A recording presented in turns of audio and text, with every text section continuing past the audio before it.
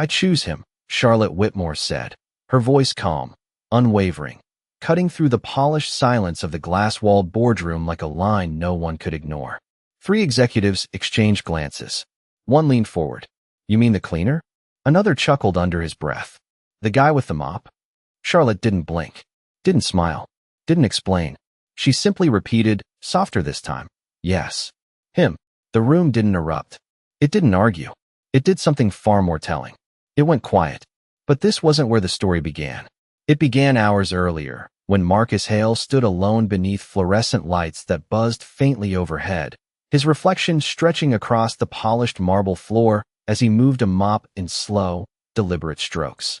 Careful there, someone muttered as they stepped around him. Wouldn't want to slip before the big meeting. A few low laughs followed. Marcus didn't respond. He didn't look up. He just kept moving, steady, precise, like a man who understood something the rest of the room had forgotten.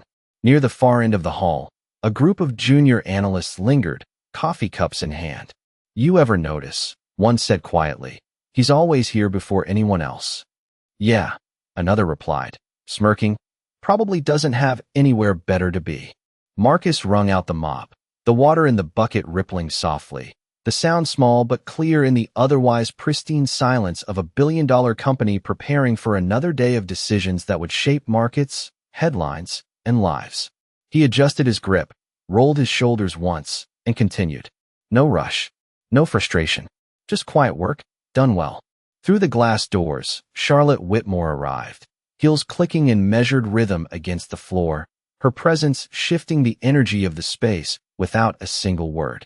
Conversations lowered, postures straightened. Power didn't need to announce itself. It simply entered. She walked past Marcus without slowing, her eyes scanning a tablet, already 10 steps ahead of everyone else in the building. To her, he was part of the background, a necessary detail, invisible. And yet, as she reached the boardroom doors, something subtle flickered. Hey, reflection, not in the glass, but in memory. The way he moved, the way he didn't react, the way silence seemed to follow him, not as emptiness, but as control. Inside, the meeting began.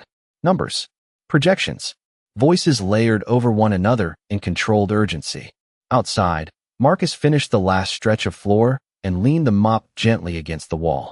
For a brief second, he stood still, looking at the skyline beyond the glass, the city stretching out in steel and sunlight, a place that had taken everything from him once, and yet still held something he hadn't let go of.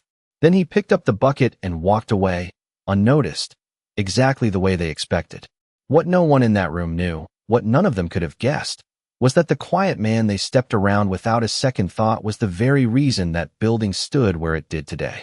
The apartment door clicked shut with a soft, tired sound, and Marcus Hale exhaled the kind of breath a man only releases when the world is finally out of sight. Dad, you are late, a small voice called from the kitchen. 10 minutes. Another voice added quickly, softer, almost protective. Marcus smiled faintly as he set his keys down on the narrow counter, the metal clinking gently in the quiet space. Traffic, he said simply, loosening his collar as he stepped into the warm glow of a single overhead bulb. Or you stayed to clean extra again, the older boy said, arms crossed, leaning against the chipped countertop like he had seen too much for his age. Marcus walked over, placing a hand on his son's shoulder, firm but calm. Work is work. The younger one looked up from the table, crayons scattered around a half-finished drawing of a tall building with too many windows. Do they say thank you? He asked, eyes wide, honest in a way the world had not yet touched. Marcus paused, just for a second. Then he knelt beside him, steady, gentle. Not always. The older boy scoffed lightly. That is not right. Marcus met his gaze, not correcting, not arguing. What matters is that we do things right, he said. Silence settled over the small kitchen, filled only by the hum of an old refrigerator and the distant sound of traffic drifting through a cracked window. 3 plates sat on the table, mismatched, clean but worn, each one holding a simple meal that Marcus had prepared before his shift that morning. He pulled out a chair and sat down with them, not as a man who had lost something, but as a man who had chosen something. You know, the younger boy said suddenly, holding up his drawing. This building looks like yours. Marcus glanced at it. The lines were uneven, The proportions imperfect, but the structure was unmistakable. Glass. Height. Presence. That is a good building, Marcus said quietly. It looks important, the boy added. The older one shook his head. Important people work there. Marcus reached for his glass of water, taking a slow sip before answering. Sometimes, he said, voice even, important people are just the ones who are seen. The older boy studied him, something unspoken passing between them. And the others? Marcus set the glass down, the faint sound of it touching the table echoing slightly in the small room. The others build things, he said. No one spoke after that. The moment did not need more words. Outside, a car passed, headlights sweeping briefly across the wall, illuminating the room in a soft, moving glow before fading again into stillness. Marcus leaned back slightly, watching his sons eat, listening to the quiet rhythm of forks against plates, the kind of sound that meant stability, even when everything else had changed. He did not talk about the past. He did not explain the choices that had brought him here. He did not need to, because dignity, real dignity, did not come from being recognized. It came from knowing who you were, even when no one else did. And somewhere, far above them, in a building of glass and steel, decisions were being made by people who had no idea that the man they passed in silence every morning was the reason those walls still stood. The next morning arrived without ceremony, just a pale wash of sunlight stretching across the city as Marcus Hale stepped through the service entrance with the same quiet rhythm he carried every day, his boots echoing softly against the concrete floor, his presence unnoticed. And, in many ways, expected to be. You are early again, a security guard muttered, barely glancing up from his screen. Marcus gave a small nod. Habit, he replied, his voice calm, unremarkable, the kind that did not demand attention but never wavered either. Upstairs, the building was already beginning to stir, the low hum of air conditioning blending with distant voices and the faint clatter of keyboards coming to life.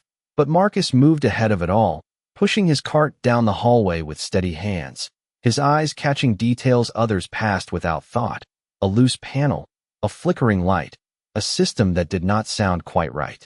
He paused briefly near a maintenance access point, listening, not with concern, but with recognition, as if the building itself was speaking in a language he had once known fluently. You missed a spot yesterday, a voice called out sharply behind him. Marcus turned slightly to see a young executive adjusting his tie, his expression carrying the easy confidence of someone who had never had to question his place in the world. Conference room B, the man continued, gesturing vaguely. The floor looked dull. Marcus nodded once. I will take care of it. The man lingered for a moment, as if expecting more, perhaps an apology, perhaps an explanation, but when none came, he simply shook his head and walked off, already distracted by something more important in his mind. Marcus did not react. He adjusted his grip on the handle of the cart and continued forward, his pace unchanged, his focus steady, like a man who understood that not every comment required an answer. Inside conference room B, sunlight poured through the floor-to-ceiling windows, casting long reflections across the polished surface that Marcus had worked on just hours before, and yet now, as he crouched down and ran a cloth along the edge, he noticed something else, a subtle imperfection, not in the floor, but in the structure above, a faint vibration traveling through the glass, almost invisible, but not to him. He stood slowly, his eyes lifting toward the steel beams that framed the ceiling, his expression unreadable, his mind moving quietly, precisely like it had done years ago when buildings were not just places to clean, but systems to design, problems to solve. Marcus, a voice interrupted, softer this time. He turned to see an older maintenance worker approaching, his face lined with years of quiet labor. You ever think about doing something else? The man asked, not unkindly. Marcus held his gaze for a moment, then looked back at the window, at the city stretching beyond it, vast and indifferent. I am exactly where I need to be, he said. The man studied him, as if trying to understand something deeper, something just out of reach.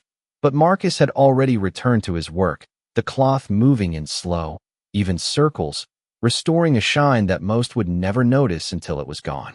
Across the hall, the boardroom doors opened, and Charlotte Whitmore stepped out, her expression focused, her mind already moving ahead to the next decision, the next problem. the next outcome. But as she passed by the conference room, her steps slowed, just slightly, her eyes catching the reflection of a man standing still for a fraction of a second longer than necessary, not because he was unsure, but because he was listening, not to the room, but to something deeper. She did not stop. She did not speak. But something shifted, small, almost imperceptible, like the first crack in a certainty she had never questioned. And Marcus, without looking up, without acknowledging her presence, simply returned to his work, leaving behind a room that gleamed under the morning light, and a question that had just begun to form in the mind of a woman who had built her entire life on knowing exactly who belonged where. That afternoon, the city shifted into its familiar rhythm of movement and noise, but inside the building, something subtle had begun to change, even if no one could name it yet. "Ms. Whitmore, the investor call is in 10 minutes, her assistant said, walking briskly beside her. "Reschedule it," Charlotte replied without hesitation. "I want to review the structural report from last quarter again." The assistant blinked, slightly surprised. "The engineering report?" Charlotte nodded, already turning toward her office. There was something off this morning. Across the hall, Marcus Hale pushed his cart toward the maintenance corridor, his pace steady, his expression unreadable, but as he passed a side exit, he noticed something else, a faint flicker in the lighting panel near the emergency stairwell, subtle, inconsistent, the kind of detail most people ignored until it became a problem. He stopped. "It is just a light," a passing employee muttered, glancing at him briefly. Marcus did not respond. He stepped closer, his hand brushing lightly against the wall as if feeling for something beneath the surface, his eyes narrowing just slightly, not in concern, but in recognition. The vibration from earlier had not been isolated. It was connected. "Sir, you cannot access that panel," another voice said, sharper this time. A facilities supervisor approached, clipboard in hand, posture stiff with authority. "That requires clearance." Marcus looked at him calmly. "There is a load imbalance in this section." The supervisor frowned. "That is not your job." Marcus held his gaze, not challenging, not defensive, just steady. "It will become your problem." The man scoffed lightly. "We have engineers for that." Marcus nodded once. "Then you should call them." The supervisor hesitated, just for a second, caught between irritation and something he could not quite explain, but pride settled the decision for him. "Get back to your route," he said firmly. Marcus did not argue. He stepped back, picked up his cart, and continued down the hallway, leaving the panel untouched, leaving the moment unresolved. Upstairs, Charlotte stood by the window in her office, the skyline stretching endlessly before her, but her attention was elsewhere, her fingers tapping lightly against the tablet as she scanned through reports filled with numbers, diagrams, and signatures that should have reassured her, but did not. "Everything checks out," her assistant said from across the room. Charlotte did not look up. "Then why does it not feel right?" The assistant did not answer. Outside her office, the hallway remained quiet, but near the stairwell, a faint hum began to grow, almost imperceptible, a low vibration that traveled through steel and glass, subtle enough to be ignored, but present enough to matter. Marcus reached the end of the corridor and paused again, his head tilting slightly, listening, the same way he had before, the same way he always did when something did not align. He glanced back once, toward the direction of the panel he had been stopped from accessing, then forward again, toward the exit. He did not rush. He did not react. He simply adjusted his grip and kept walking. Because some people respond to problems when they are visible, and others recognize them long before anyone else even knows to look. And somewhere between those two truths, a quiet decision had already been made, one that would soon force everyone in that building to reconsider exactly who they had been overlooking all along. The hum grew just enough to be noticed, but not enough to alarm, the kind of sound that slips beneath conversations and hides behind confidence. "Do you hear that?" one analyst asked quietly, glancing up from his laptop. "Hear what?" Another replied, not even looking up. "Exactly," the first one muttered, shaking his head and returning to his screen. On the executive floor, Charlotte Whitmore stood at the head of a long glass table, her voice steady as she addressed a room filled with sharp minds and sharper expectations. "We proceed as planned," she said, tapping a document once. "No delays." A senior partner leaned forward slightly. "Are you certain?" Charlotte held his gaze. I do not make decisions based on uncertainty. The room nodded, reassured not by the data, but by her confidence. Outside, the faint vibration traveled again, a quiet ripple through the structure, barely visible in the reflection of the windows, but enough to disturb something that should have remained perfectly still. Down in the lower corridor, Marcus Hale paused beside a supply closet, his hand resting lightly against the wall, his eyes unfocused, not because he was distracted, but because he was listening. Not to the noise, to the pattern behind it. You were still thinking about that panel? The older maintenance worker asked, stepping beside him. Marcus did not turn. It is not the panel, he said calmly. It is what the panel is hiding. The man frowned. You think something is wrong? Marcus considered the question, then answered with quiet precision. I think something is being ignored. Upstairs, Charlotte's meeting ended with the usual rhythm of closing remarks and polite acknowledgement. But as the room began to clear, she remained still, her fingers resting lightly on the table, her mind replaying something she could not quite define. A reflection, a pause, a man who did not react the way he should have. Ms. Whitmore, her assistant prompted gently. Charlotte looked up. Get me the original architectural files, she said. The assistant hesitated. From the initial build? Charlotte nodded once. Yes. The assistant left quickly, the request unusual enough to feel urgent without explanation. In the hallway, Marcus resumed walking, his cart rolling smoothly across the floor, the wheels barely making a sound. But his pace had changed, just slightly, not faster, not slower, but more deliberate, as if each step was measured against something unseen.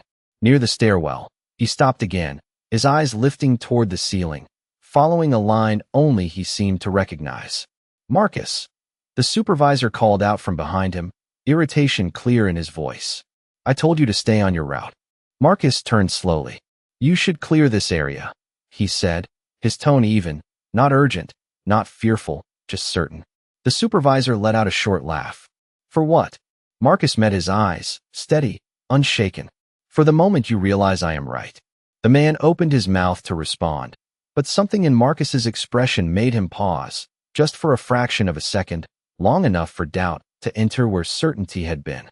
Upstairs, Charlotte stood alone in her office as the original blueprints appeared on her screen, lines and measurements stretching across decades of decisions. But as she zoomed in, her expression shifted, the confidence that had defined her posture softening into something sharper, something more focused.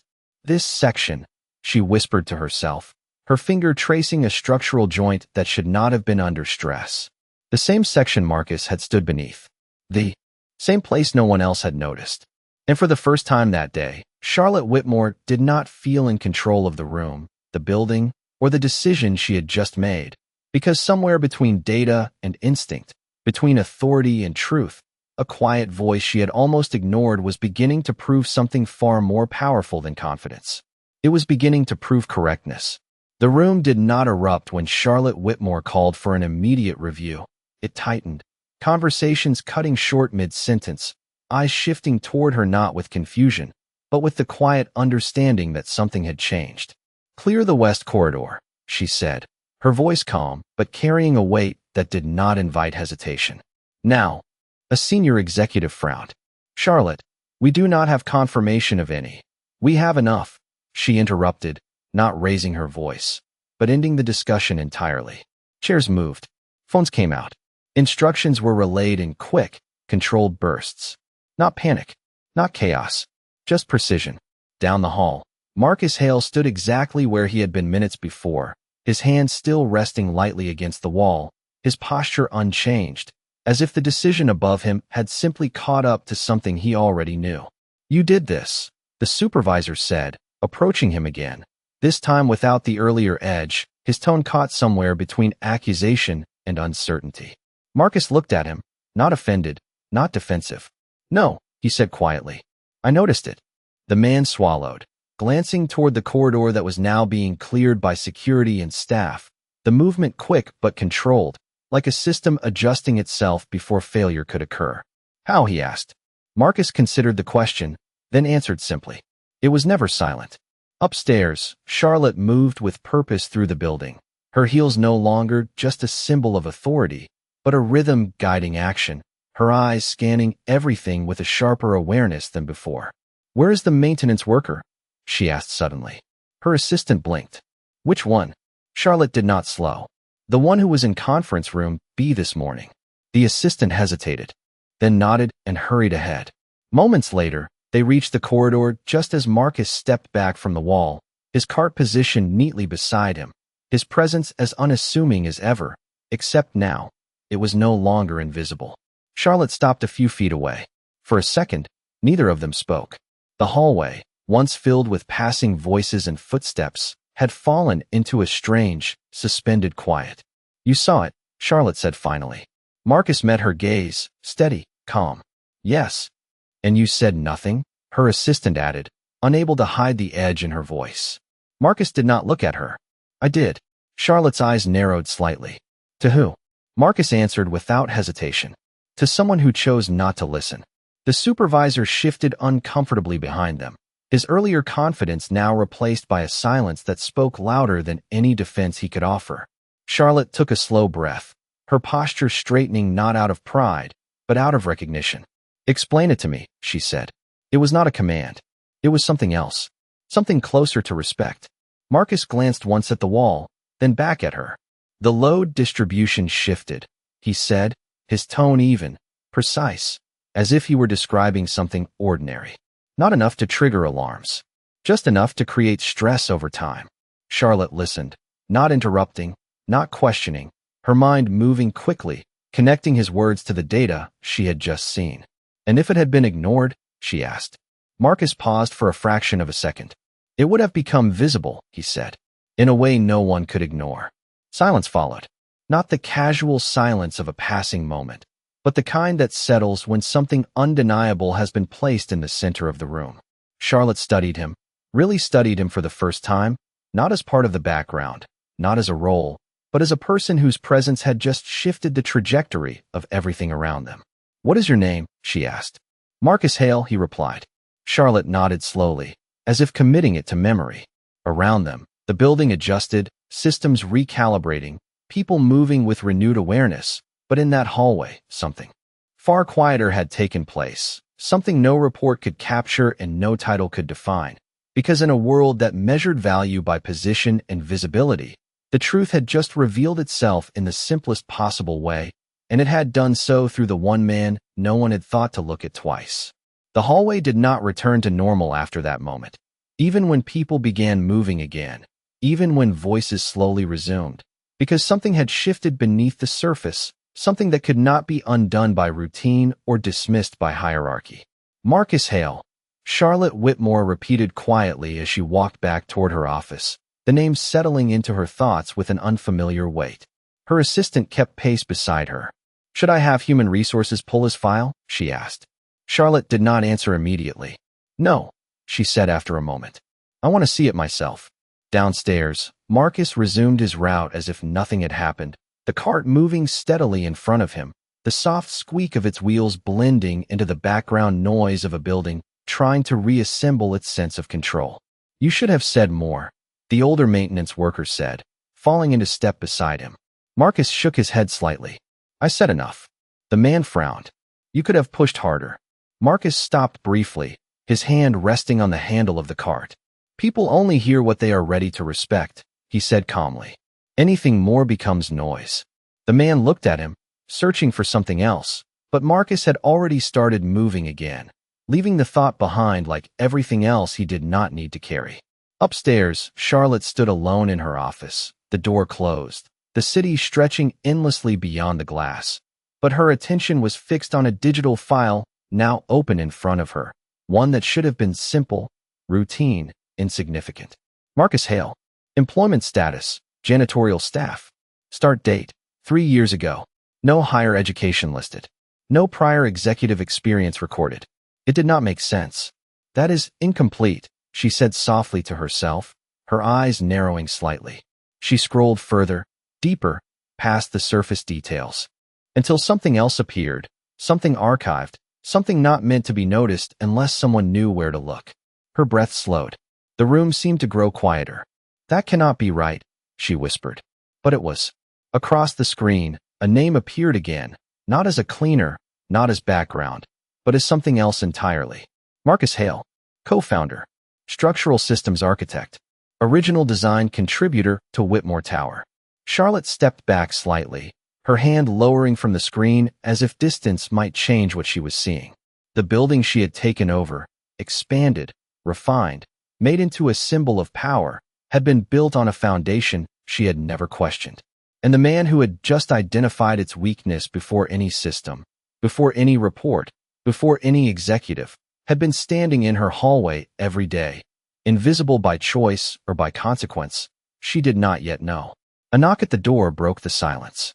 "Ms. Whitmore, the engineers are asking for clarification," her assistant said from outside. Charlotte did not respond immediately. She was still looking at the name, still connecting something far deeper than a resume or a title. "Tell them to wait," she said finally. Her voice was steady, but quieter than before. Back in the corridor, Marcus wiped down a section of railing, his movements unchanged, precise, consistent, as if the world had not just shifted around him. A group of employees passed by, slower this time, their glances lingering a fraction longer than they had before. One of them spoke under his breath. "That is him." Another nodded slightly. "The cleaner." The first one shook his head. "Not just that." Marcus did not look up. He did not acknowledge the change. He simply continued, the cloth moving in slow, even strokes, restoring a shine that had never really been lost, only overlooked. And somewhere above him, in a quiet office filled with glass and truth, a woman who had built her life on certainty was beginning to understand something far more powerful than control, because the man she had never noticed had not just seen what others missed, he had built the very thing they all stood inside, and he had done it without ever needing to remind anyone who he was. Charlotte did not call another meeting. She did not send a company-wide email, and she did not announce what she had just discovered, because some truths do not need noise, they need clarity, and clarity begins in silence.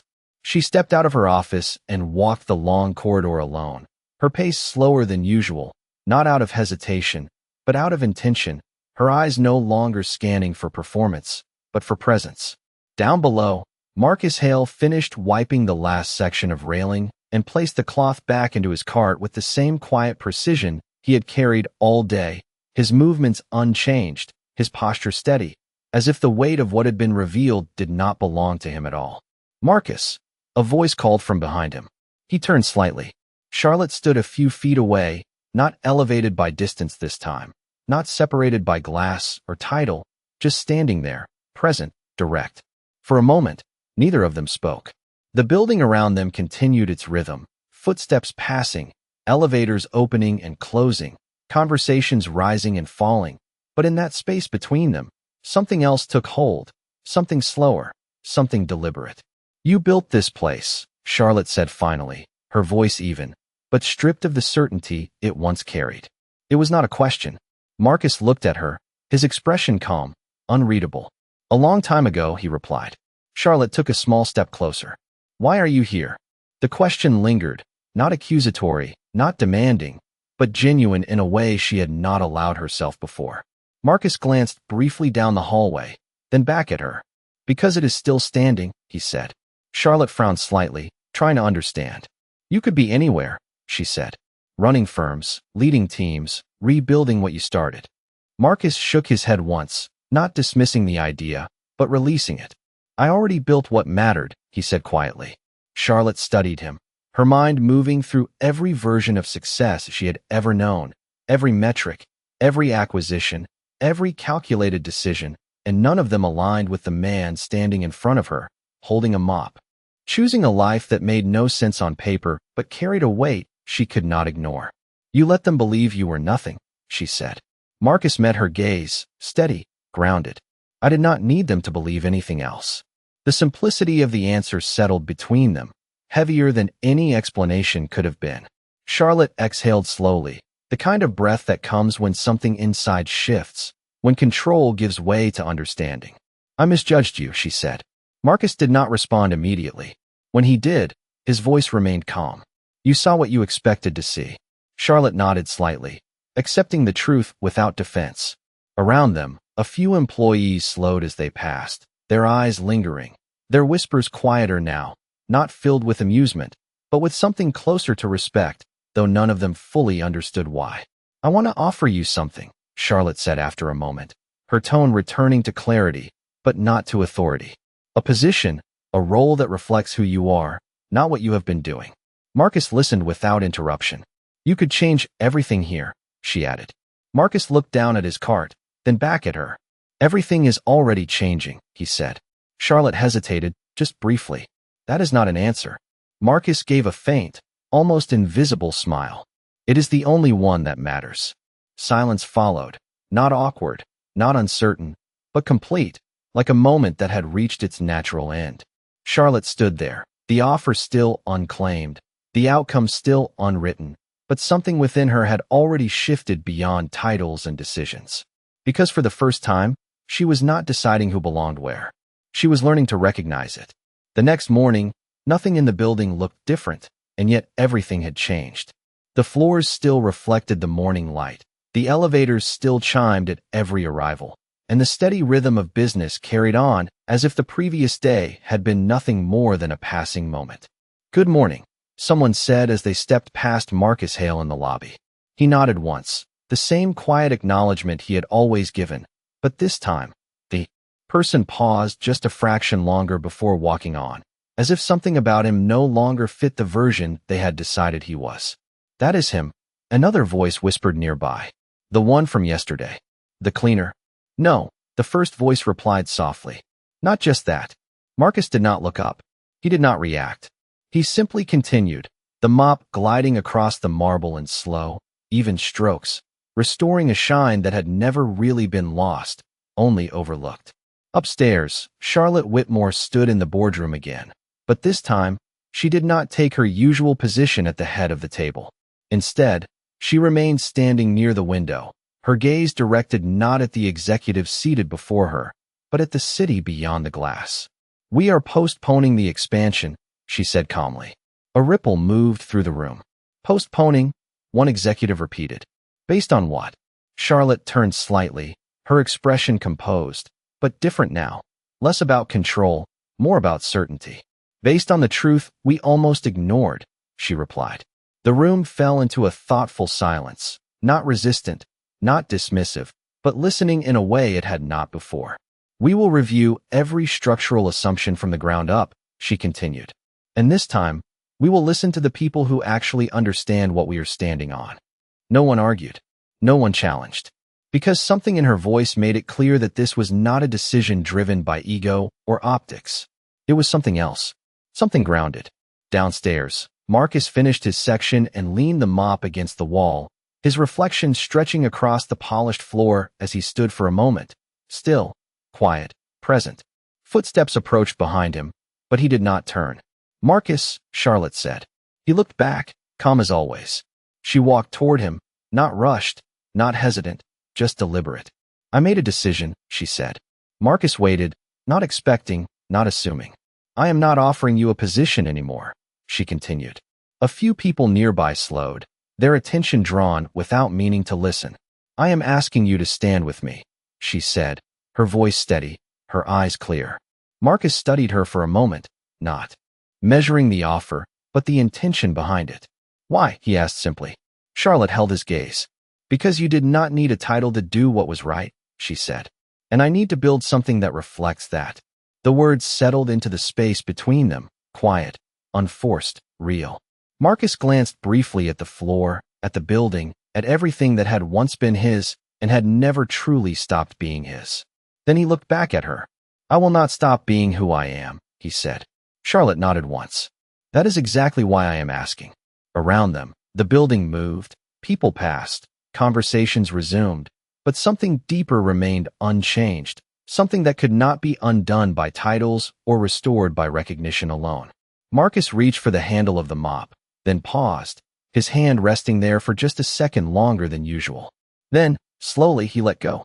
It was a small movement, almost invisible to anyone who was not watching closely. But it was enough. Because in a world that measured worth by what was seen, the quiet truth had already done something far more powerful. It had made the right person choose, not out of obligation, not out of surprise, but out of understanding. And in that understanding, The room, the building, and the people within it would never see him the same way again.